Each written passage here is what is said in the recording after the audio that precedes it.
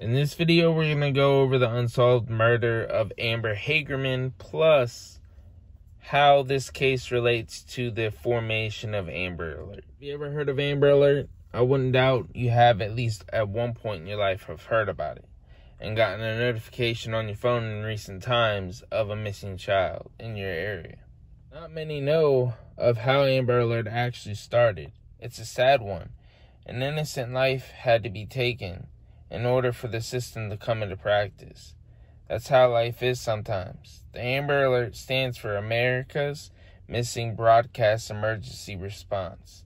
These alerts go to the public by cell phones, whether it's an alert or in a text message.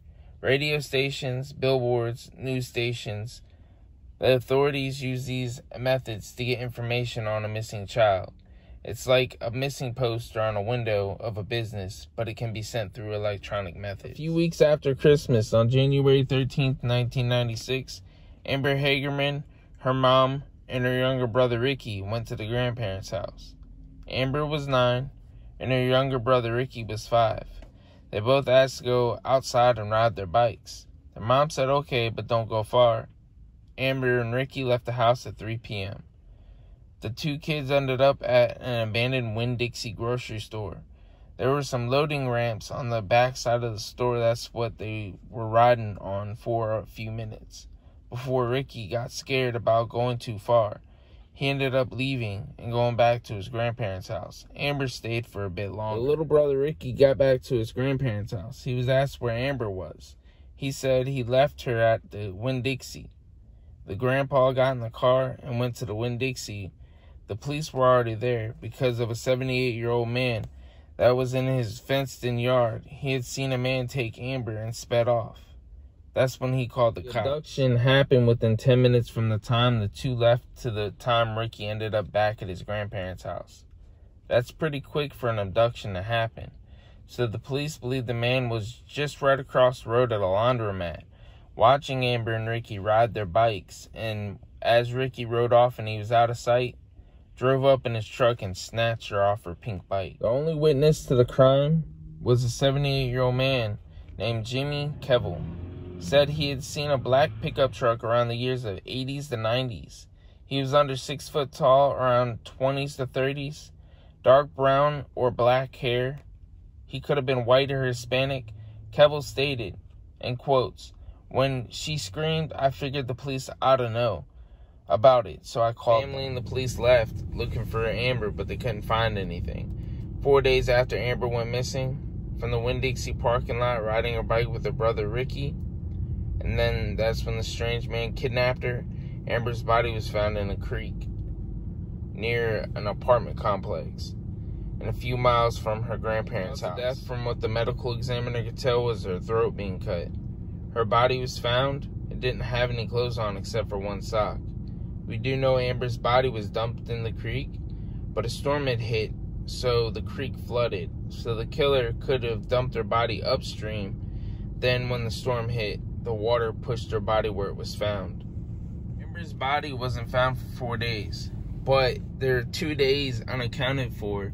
So there is a theory that she was alive for 2 days after she was kidnapped, and God knows what happened to her then, what the man did to her and all that. And it's just really sickening to think of, and it's really sad because you would think that people wouldn't be, so demented in the mind and whatnot, but they really are.